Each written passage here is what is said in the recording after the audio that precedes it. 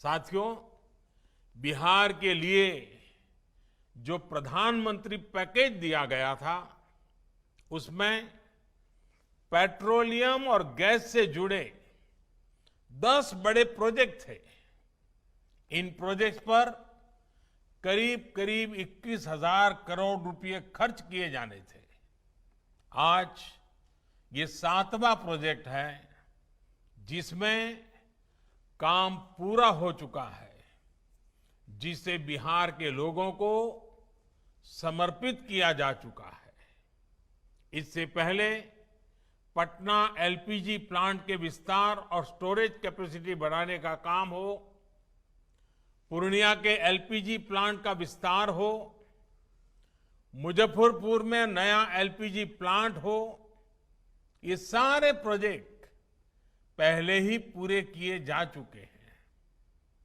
Jagdishpur Haldia pipeline project का जो हिस्सा बिहार से गुजरता है, उस पर भी काम पिछले साल मार्च में ही समाप्त कर लिया गया है।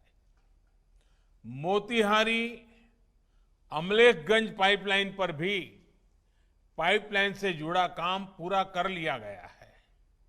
अब देश और बिहार उस दौर से बाहर निकल रहा है जिसमें एक पीढ़ी काम शुरू होते देखती थी और दूसरी पीढ़ी उसे पूरा होते हुए नए भारत, नए बिहार की इसी पहचान, इसी कार्य संस्कृति को हमें और मजबूत करना है।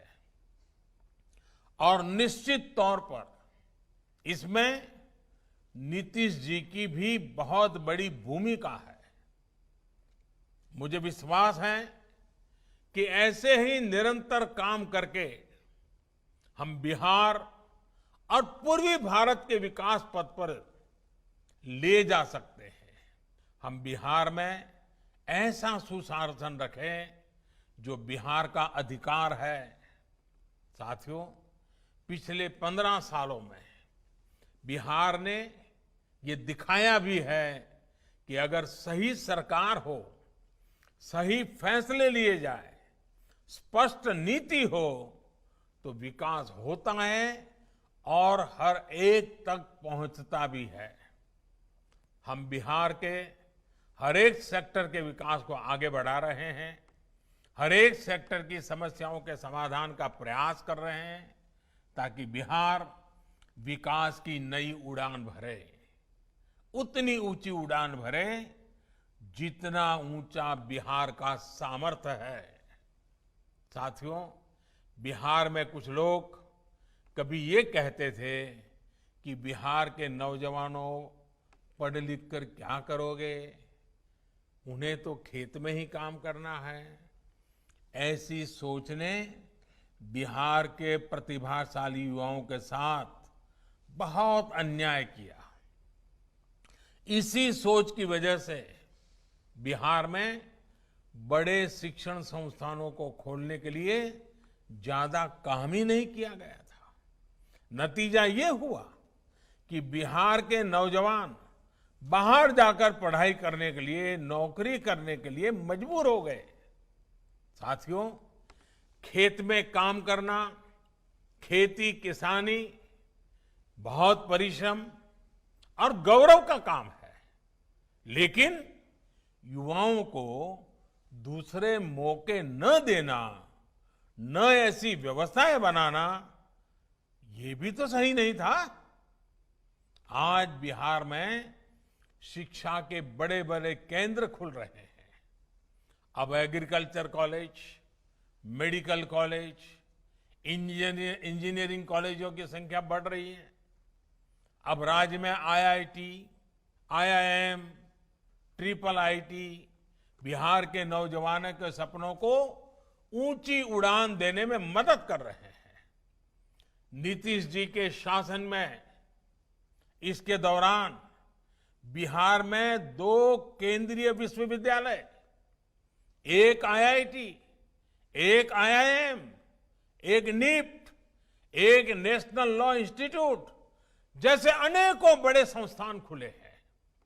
नीतीश जी के प्रयासों के चलते आज बिहार में पॉलिटेक्निक संस्थानों की संख्या भी पहले के मुकाबले 3 गुना से ज्यादा हो गई है।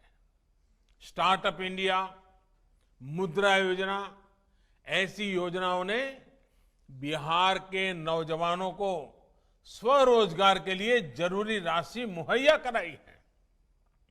सरकार का प्रयास ये भी है कि जिला स्तर पर कौशल केंद्रों के माध्यम से बिहार के नौजवानों को स्किल बढ़ाने की ट्रेनिंग दी जा सके। साथियों, बिहार में बिजली की क्या स्थिति थी, ये भी जग जाहिर है। गांवों में 2-3 घंटे बिजली आ गई तो भी बहुत माना जाता था। शहर में रहने वाले लोगों को भी 8-10 घंटे से ज्यादा बिजली नहीं मिलती थी। आज बिहार के गांवों में, शहरों में बिजली की उपलब्धता पहले के मुकाबले कहीं ज्यादा हुई है। साथियों, पावर, पेट्रोलियम और गैस से जुड़े सेक्टर में जो आधुनिक इंफ्रास्ट्रक्चर का निर्माण हो रहा है, जो रिफॉर्म लाए जा रहे हैं, वो लोगों का जीवन आसान बनाने के साथ साथ उद्योगों और अर्थव्यवस्था को भी गति दे रहे हैं।